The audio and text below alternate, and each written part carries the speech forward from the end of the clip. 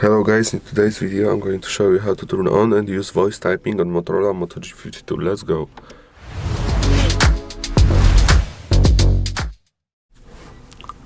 Okay, so what we do is we go to settings and here you click here to search and write Gboard.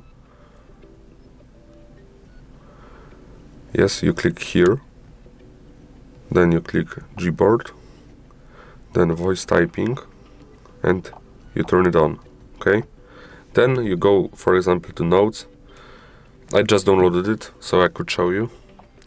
You press text, then you press microphone while using the app, because some apps won't ask because they have it, you know, but in this case it asks. Yes. So hello, thank you for watching my video on how to use voice typing on Motorola Moto G52. As you can see, it's very good. It didn't make any error. So okay guys, thank you for watching, have a good day, goodbye.